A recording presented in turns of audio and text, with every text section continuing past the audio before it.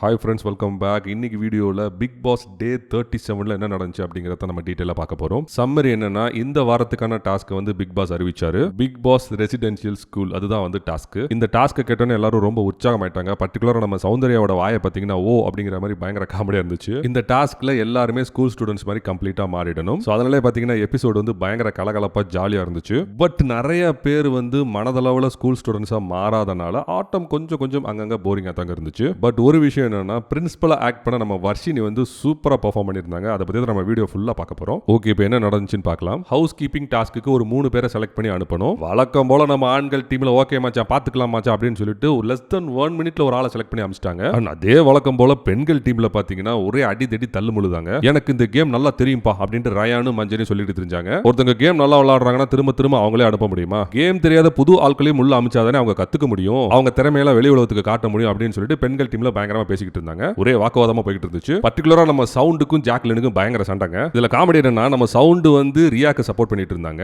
But ஃபைனலா choose பண்ணது பாத்தீங்கன்னா பவித்ராவை.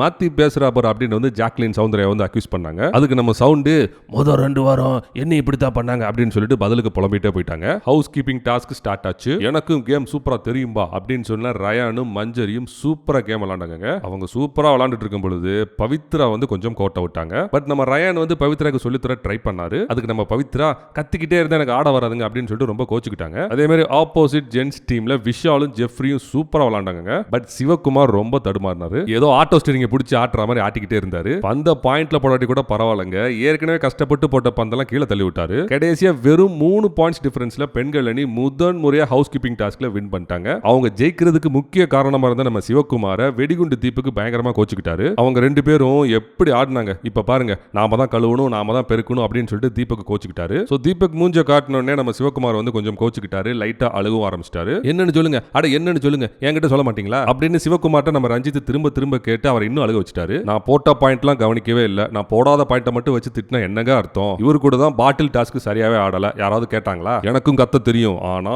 அப்படின்னு சொடக்கு போட்டு சொன்ன நம்ம சிவாவை ரஞ்சித் வந்து கூல் டவுன் பண்ணிக்கிட்டு இருந்தாரு. சோ பாய்ஸ் டீம்லயும் ஒரு சரியான சண்டை காத்திருக்குன்னு நான் நினைக்கிறேன். சோ ஒரு வகையில சிவகுமார் சொன்னது கரெக்ட் தாங்க. ஏன்னா தீபக் ஒருவேளை இந்த கேமை விளையாண்டு அவர் இன்னும் கூட சொதப்பிருக்கலாம் இல்லையா? அதுக்கும் சான்ஸ் இருக்குல்ல. சீனியர்ங்கிற ஒரு பந்தா வந்து தீபக் இந்த இடத்துல கொஞ்சம் காட்டாம இருந்திருக்கலாம். சோ இத்தனை வாரம் கேர்ள்ஸ் பண்ண ஹவுஸ் கீப்பிங் டாஸ்க் இந்த ஒரு வாரம் வந்து ஜென்ஸ் வந்து சேலஞ்ச் எடுத்துட்டு பண்ணலாம்ல. இதுல என்ன தப்பு இருக்கு? ஆனா அது மட்டும் கிடையாது. நம்ம முத்து என்ன சொன்னார் தெரியுமா? நம்ம அதிக பாயிண்ட் எடுத்தும் தோக்குற மாதிரி ஆயிடுச்சு அப்படின்னு ஓரமா புலம்பிட்டு போயிட்டாரு. அண்ட் இந்த வாரத்துக்கான டாஸ்க் பிக் பாஸ் அறிவிச்சாரு. Bigg Boss residential school. இதை கேட்டோன்னு எல்லாரும் ரொம்ப உற்சாகமாயிட்டாங்க. சோ டாஸ்கோட ரூல்ஸ், ஒவ்வொரு கேரக்டர் டிசைன் இது எல்லாத்தையுமே வந்து தெளிவா வாசிச்சாங்க. ஒரு காலத்துல ஓஹோன்னு இருந்த ஒரு ஸ்கூல், அந்த ஸ்கூலோட நிறுவனர் மறைஞ்சதுக்கு அப்புறம் சரியான தலைமை இல்லாம வழி தவறி போயிடுச்சு அப்படிங்கிற இந்த ஃபர்ஸ்ட் பாயிண்ட நம்ம முத்து வாசிச்சாரு. எனக்கு என்னமோ இந்த பாயிண்ட கேட்ட உடனே பிக் பாஸ் சீசன் 8க்கு இந்த பாயிண்ட் பொருந்துமோ அப்படின்னு தோணுது. ஓகே, இப்ப கேரக்டர் டிசைன் பத்தி பார்க்கலாம். ஃபர்ஸ்ட் கேரக்டர் இறந்து போன ஸ்கூல் ஓனரோட பொண்ணு. இவங்களுக்கு டைவர்ஸும் ஆயிடுச்சு. இவங்க ஒரு அயன் லேடி. ஸ்டூடெண்ட்ஸ்க்கு டிசிப்ளின் தான் முக்கியம் அப்படின்னு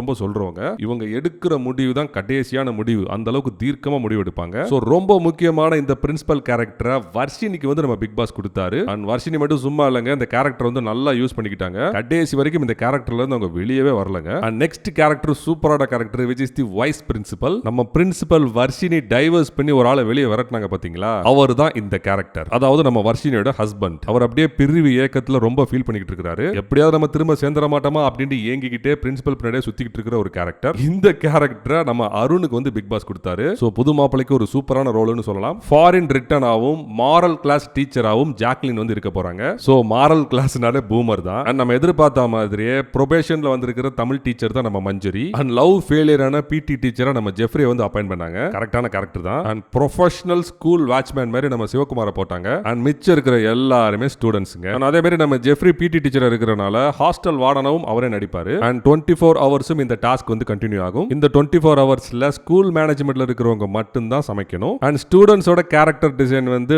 லாட் போட்டு செலக்ட் பண்ணாங்க. அப்படி லாட் போட்டு செலக்ட் பண்ணாலும் மோஸ்ட் ஆஃப் தி கேரக்டர்ஸ் பாத்தீங்கன்னா கரெக்டா மேட்ச் ஆச்சுங்க. சோ ஃபர்ஸ்ட் சீட்டை வந்து பாஞ்சு போய் நம்ம ராணவ் எடுத்தாரு. அவருக்கு என்ன வந்து தெரியுமா? எந்த ரூல்ஸ்லயும் ஃபாலோ பண்ணாத, ஒண்ணுமே படிக்காத ஒரு மக்கு லாஸ்ட் பெஞ்ச் ஸ்டூடெண்ட் அப்படிங்கிற கேரக்டர் தான் வந்துச்சு. இதை பார்த்துட்டு நம்ம ராணவ் ஃபேஸ் கொஞ்சம் மாறிடுச்சுங்க. அவருக்கு பிடிக்கல போல இருக்கு. கலகவாதி முன்கோவக்காரன் அப்படிங்கிற கேரக்டர் வந்து நம்ம சத்யாக்கு கிடைச்சிச்சு. படிப்பாளி கேரக்டர் நம்ம சாச்சனாக்கு கிடைச்சிருந்துச்சு. பணக்கார திமிர் பிடிச்ச பெண் அப்படிங்கிற கேரக்டர் பவித்ரா கிடைச்சிச்சு. கோல் மூட்டி விட்டு வம்பு பேசுற கேரக்டர் கேரக்டர் நம்ம ரியாக்கு கிடைச்சிச்சு. கள்ளக்களவாணி கேரக்டர் நம்ம ஆனந்திக்கு கிடைச்சிச்சு. டீச்சர்ஸ்ட நல்ல செல்ல பிள்ளையா இருந்துகிட்டு அவங்களுக்கு ஸ்பை வேலை பார்த்துக்கிட்டு மிச்ச ஸ்டூடெண்ட்ஸ் எல்லாம் போட்டு விடுற கேரக்டரா நம்ம முத்துக்கு கிடைச்சிச்சு. பாத்தீங்களா எப்படி ஒரு பொருத்தமான கேரக்டர் வந்து பாத்தீங்களா அப்படின்னு சொல்லிட்டு எல்லாரும் ஓட்ட ஆரம்பிச்சிட்டாங்க. பிரின்சிபலோட ஸ்பை அப்படிங்கிற கேரக்டர் நம்ம தீபக்கு கிடைச்சிச்சு. அண்ட் மிச்ச இருக்க ஸ்டூடெண்ட்ஸ் எல்லாம் அவங்கவுங்க கேரக்டர் அவங்களே சூஸ் பண்ணிக்கலாம் அப்படின்னு பிக் பாஸ் சொல்லிட்டாரு. நல்ல வேலை கேரக்டர் எல்லாம் பிக் பாஸே சூஸ் பண்ணாரு. ஒருவேளை சூஸ் பண்ணாம கேரக்டர் இவங்களே சூஸ் பண்ண விட்டுருந்தா பயங்கரமான அடிதடி ரகலா இருக்குங்க. பர்டிகுலரா கேர்ள்ஸ் டீம்ல செம சண்டையா இருக்கும். நல்ல வேலை ஸ்கூல் கிரவுண்ட்ல பிரேயர் ஸ்டார்ட் ஆச்சு. பிரின்சிபலும் அவங்க அசிஸ்டன்ட்டும் ஸ்டூடெண்ட்ஸை வெல்கம் பண்ணாங்க. உங்களை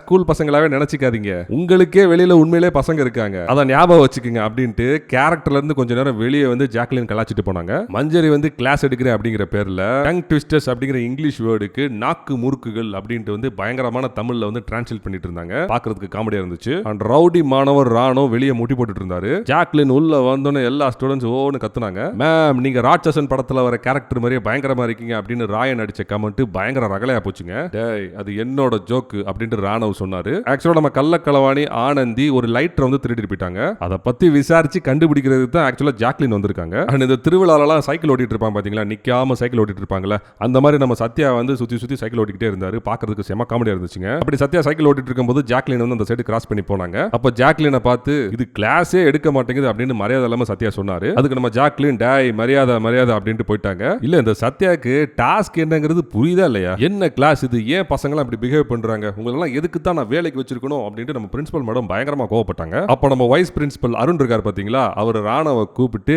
டே ரஞ்சித் ஏன்டா இப்படி ஓவர் ஆக்ட் பண்ற அப்படின்னு சொன்னாரு. அதுக்கு ஸ்டூடெண்ட்ஸ் எல்லாம் செம்மையா சிரிச்சாங்க. நான் பாட்டுக்கு சிவனேன்னு தானடா இருந்தேன், ஏதாவது பிரச்சனை வரணும் அப்படின்னு சொல்லிட்டு பரிதாபமா நம்ம ரஞ்சித் பார்த்தாரு. ஆனா அப்படியே கிச்சன் ஏரியால பாத்தீங்கன்னா நம்ம திருட்டு ஆனந்திக்கு ஜாக்லின் வந்து மாரல் கிளாஸ் எடுத்துக்கிட்டு இருந்தாங்க. திருடுறது பிரச்சனை இல்ல, அதுக்கு முன்னாடி யாராவது நம்மள பாக்குறாங்களான்னு பார்க்கணும், திருன்னு முழிச்சு மாட்டிக்க கூடாது இப்படிலாம் சொல்லி எப்படி சூப்பரா திருடணும் அப்படின்னு நம்ம ஆனந்திக்கு வந்து டீச் பண்ணிட்டு இருந்தாங்க நம்ம ஜாக்லின். சூப்பரான மாரல் டீச்சருங்க. பவித்ராவும் ராணவும் சத்யாவும் ரூட் விடுறாங்க மிஸ், எனக்கும் கூட வைஸ் பிரின்சிபல் சாரை பார்த்தா ஒரு மாதிரி கிளுகிளுன்னு இருக்கு மேடம் அப்படின்னு ஆனந்தி முணுமுணுன்னு சொல்லிக்கிட்டே இருந்தாங்க. அட கடவுளே உனக்கு கண்ணு தெரியாதா, உன் நிலைமை இப்படியா ஆகணும் அப்படின்னு சொல்லிட்டு ஜாக்லின் ஓட்டிக்கிட்டு இருந்தாங்க. ஓவரா சேட்டை பண்ணிக்கிட்டு இருந்த நம்ம ராணவ மஞ்சரி டீச்சர் கண்டிச்சாங்க. அதுக்கு ராணவ் மேம் என்னோட பாடி லாங்குவேஜ் இப்படிதான் மேடம் அப்படின்னு சொன்னாரு. உன் பாடியும் சரியில்லை உன் லாங்குவேஜும் சரியில்லைன்னு மஞ்சள் அடிச்ச கவுண்டருக்கு பசங்க எல்லாம் பயங்கரமா சிரிச்சாங்க. அது கூட பரவாயில்ல, இந்த பக்கத்து பாருங்களேன், ஏன் மேடம் டென்ஷனா இருக்கீங்க, பட் பரவாயில்ல டென்ஷனா இருந்தாலும் நீங்க அழகாத்தான் மேடம் இருக்கீங்க அப்படின்ட்டு நம்ம வைஸ் பிரின்சிபல் கிட்ட வளைஞ்சுக்கிட்டு இருந்தாரு. ஏன் பாய்ஸும் கேர்ள்ஸும் தனித்தனியா உட்காந்துருக்கீங்க, ஒன்னா கலந்து மிக்சிங்கா உட்காருங்க அப்படின்ட்டு நம்ம ஜாக்லின் சொன்னாங்க. பட் கேரக்டர் டிசைன் படி இவங்க ஆக்சுவலா ஒரு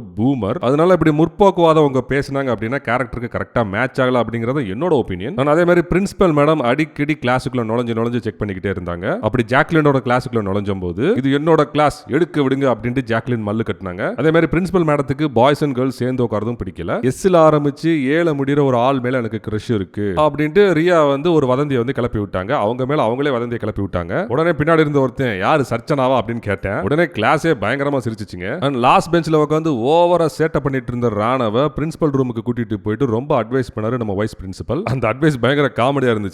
ஒரு டீச்சர் ஸ்டூடெண்ட்டுக்கு சொல்ற அட்வைஸ் மாதிரி அது இல்ல, ஒரு கேப்டன் ஒரு கண்டஸ்டன்ட்டுக்கு சொல்ற அட்வைஸ் மாதிரி தான் இருந்துச்சு. டீமோட சேர்ந்து இரு, தனியா ஓவர் ஆக்ட் பண்ணாத, உன்னையவே ஃபன் கண்டென்ட் ஆக்கிடுவாங்க அப்படிலாம் அருண் வந்து ராணவ அட்வைஸ் பண்ணிக்கிட்டு இருந்தாரு. பாக்குறதுக்கு பொருத்தமே இல்லாம இருந்துச்சு. நாக்கு முறுக்கிகள் அதாவது டங் ட்விஸ்டர்ஸ் பாடத்துல அன்ஷிதா வந்து ஓடுற நரியில ஒரு நரி அப்படிங்கிற சென்டென்ஸை சொல்லி பாத்துக்கிட்டு இருந்தாங்க. ஆல்ரெடி உன்கிட்ட எனக்கு பேச இஷ்டம் இல்ல அப்படின்னு அவர் முத்துக்கிட்ட பேசினது பயங்கர வைரல் ஆகி சோசியல் மீடியால ஒருத்தர் அதை பாட்டலாமா பாடி வச்சிருந்தாரு. இப்ப இந்த ஓடுற நரியில ஒரு நரி என்ன ஆக போகுதுன்னு எனக்கு தெரியல. அப்படியே கிச்சன் பக்கம் பாத்தீங்கன்னா ரொம்ப பாசியா இருக்காதீங்க, நான் என்ன சொல்றேன்னு கொஞ்சம் காது கொடுத்து கேளுங்க அப்படின்ட்டு மஞ்சரி அருணை பார்த்து விவாதம் பண்ணிட்டு இருந்தாங்க. அதுக்கு அருண் நான் என்ன மூக்குல கேட்டுட்டு இருக்கேன் காதுல கேட்டுட்டு இருக்கேன் அப்படின்னு சொல்லிட்டு ஒரு மொக்க ஜோக்க போட்டாரு. அப்புறம் கொஞ்ச நேரம் கழிச்சு ஓகே அப்ப சமையல நம்மளே மேனேஜ் பண்ணிக்கலாம் அப்படின்னு சொல்லிட்டு அவரே சமாதானம் ஆயிட்டாரு. அண்ட் ஸ்கூல் மேனேஜ்மெண்ட்ல இருக்கவங்க தான் சமைக்கணும் அப்படிங்கறத பிக் பாஸ் இன்னொரு தடவை ஞாபகப்படுத்தினாரு. கச்சா முச்சான்னு பண்ணாம ஒவ்வொருத்தரும் அவங்களுக்கு கொடுத்திருக்க கேரக்டரை பக்காவா சூப்பரா பண்ணுங்கப்பா, அப்பதான் பாக்குறதுக்கு நல்லா இருக்கும் அப்படின்ட்டு முத்து ஒரு பாயிண்ட் தூக்கி வச்சாரு. அதே மாதிரி ராணா ஓவர் ஆக்ட் பண்ணிட்டு இருக்கிறது ரொம்ப பேருக்கு அங்க பிடிக்கவே இல்ல.